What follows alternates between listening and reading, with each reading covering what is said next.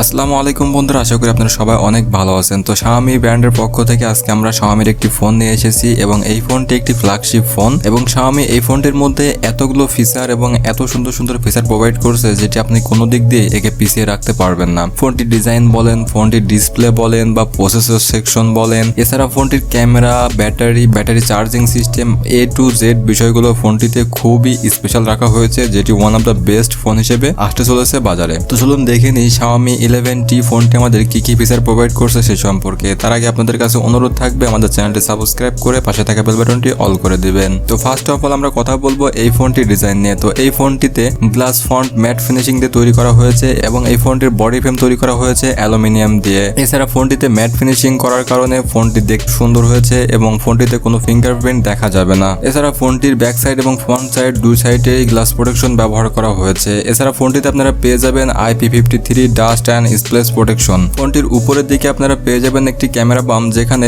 তিনটি camera setup ব্যবহার করা হয়েছে এবং ক্যামেরা বামটা এবার তারা ব্ল্যাক রেখেছে, যার কারণে ক্যামেরাটা দেখতে অনেকটা সুন্দর দেখা যাচ্ছে এবং এখানে খুবই বড় বড় ক্যামেরা সেন্সর ইউজ করা হয়েছে। ফোনটির রাইট সাইডে আপনারা পেয়ে যাবেন ভলিউম আপ ডাউন বাটন এবং একটি পাওয়ার বাটন। পাওয়ার বাটনের সঙ্গে এখানে ফিঙ্গারপ্রিন্ট সেন্সর ব্যবহার করা হয়েছে। আসলে এই সময় এসে পাওয়ার বাটনের সঙ্গে ফিঙ্গারপ্রিন্ট সেন্সরটা ব্যবহার না করে তারা যদি আন্ডার ডিসপ্লে ফিঙ্গারপ্রিন্ট সেন্সর ব্যবহার করতো তাহলে মনে হয় আরো একটু বেটার হতো। ফোনটির উপরের দিকে আপনারা পেয়ে যাবেন একটি আইআর ব্লাস্টার এবং একটি স্পিকার। এছাড়া ফোনটির নিচের দিকে আপনারা পেয়ে যাবেন সিম ট্রে, এছাড়া USB type C charging port, microphone এবং আরো একটি স্পিকার। এই ফোনটিতে ডুয়েল স্টোরেজ স্পিকার ব্যবহার করা হয়েছে। ফোনটির বডি ডাইমেনশনের কথা বলতে গেলে ফোনটি 164.1 মিলিমিটার হাইট এবং 76.9 মিলিমিটার ওয়াইড এবং 8.8 মিলিমিটার থিকনেস পেয়ে যাবেন এই ফোনটিতে। ফোনটির ওয়েট পেয়ে যাবেন আপনারা 203 গ্রাম। এখানে ফোনটির মধ্যে 5000 মিলিঅ্যাম্পিয়ারের ব্যাটারি ব্যবহার করার কারণে ফোনটির থিকনেসটা একটু বেশি হয়েছে। এছাড়া ফোনটির সিম ট্রের মধ্যে আপনারা দুইটা সিম ইউজ করতে পারবেন। এখানে কোনো মেমোরি ইউজ করার সুবিধা আপনারা পাবেন না।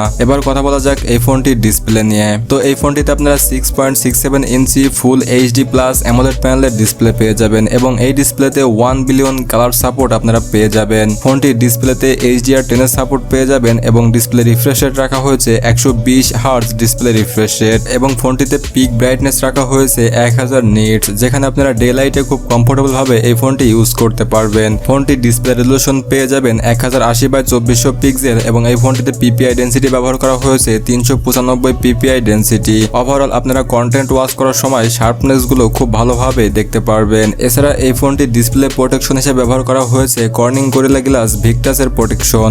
ওভারঅল এই ডিসপ্লেটি হতে যাচ্ছে one of the best display, কারণ এখানে সুপার অ্যামোলেড প্যানেলের ডিসপ্লে এবং 120 হার্জ রিফ্রেশ রেট রাখা হয়েছে। এছাড়া HDR10 সাপোর্ট আপনারা পেয়ে যাবেন এই ডিসপ্লের মধ্যে। তো এই ডিসপ্লেতে আপনাদের কোনো কমপ্লেন করার জায়গায় থাকবে না, এটি একটি বেস্ট ডিসপ্লে হতে যাচ্ছে।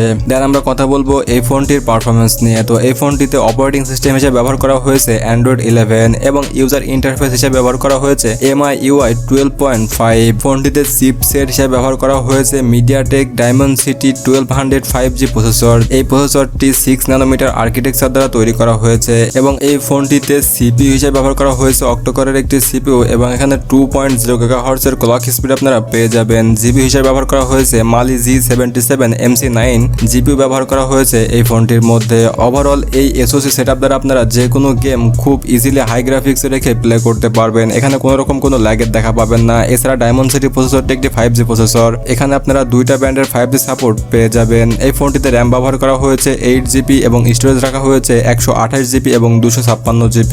এখানে স্টোরেজ টাইপ রাখা হয়েছে UFS 3.1 এবং RAM টাইপ রাখা হয়েছে LPDDR4X। ওভারঅল SoC সেটআপে কোনো রকম কোনো ঘাটতি রাখেনি Xiaomi। এই SoC সেটআপ দ্বারা আপনারা সব ধরনের পারফরমেন্সে খুব হাই লেভেলের পারফরমেন্স পেয়ে যাবেন। তো এবার কথা বলা যাক ফোনটির ক্যামেরা সেটআপ নিয়ে। তো ফোনটির ব্যাক সাইডে ট্রিপল ক্যামেরা সেটআপ ব্যবহার করা হয়েছে, যেখানে মেইন ক্যামেরা থাকবে স্যামসাং এর 108 মেগাপিক্সেলের মেইন ক্যামেরা। এছাড়া 8 মেগাপিক্সেলের একটি আল্ট্রা ওয়াইড সেন্সর এবং 5 মেগাপিক্সেলের একটি টেলিফটো ম্যাক্রো সেন্সর ব্যবহার করা হয়েছে।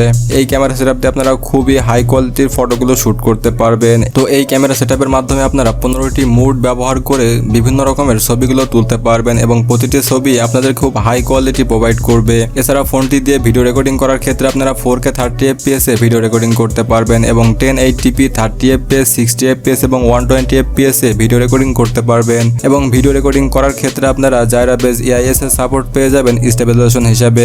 এবং ফোনটির ফ্রন্ট ক্যামেরাতে 16 মেগাপিক্সেলের একটি ওয়াইড ক্যামেরা ব্যবহার করা হয়েছে, যেখান থেকে আপনারা খুব ভালো পারফরমেন্স পেয়ে যাবেন এই ফোনটি সেলফি ক্যামেরা দিয়ে। দিয়ে এবং সেলফি ক্যামেরা দিয়ে ভিডিও রেকর্ডিং করার সময় আপনারা 1080p 30fps এ ভিডিও রেকর্ডিং করতে পারবেন। ওভারঅল এই ক্যামেরা সেটআপ নিয়ে আপনাদের কোনো ধরনের কোনো কমপ্লেন থাকবে না। যেহেতু ফোনটি একটি ফ্ল্যাগশিপ ফোন, তাই এই ফোনটির প্রতিটা বিষয়ে Xiaomi খুবই গুরুত্ব দিয়েছে এবং প্রতিটা বিষয়ে খুব ভালো আপডেট করেছে Xiaomi। তো এবার কথা বলা যাক এই ফোনটির ব্যাটারি নিয়ে। তো এই ফোনটিতে আপনারা পেয়ে যাবেন 5000 মিলিঅ্যাম্পিয়ারের একটি ব্যাটারি এবং এই 5000 মিলিঅ্যাম্পিয়ারের ব্যাটারিকে চার্জ করার জন্য 67 ওয়াটের একটি ফাস্ট চার্জার ব্যবহার করেছে Xiaomi। তো 67 ওয়াটের চার্জারটি ব্যবহার করে ফোনটিকে 100% চার্জ করতে সময় লাগবে মাত্র 36 মিনিট। ওভারঅল প্রতিটা সাইডেই কিন্তু Xiaomi খুব ভালোভাবে নজর দিয়েছে।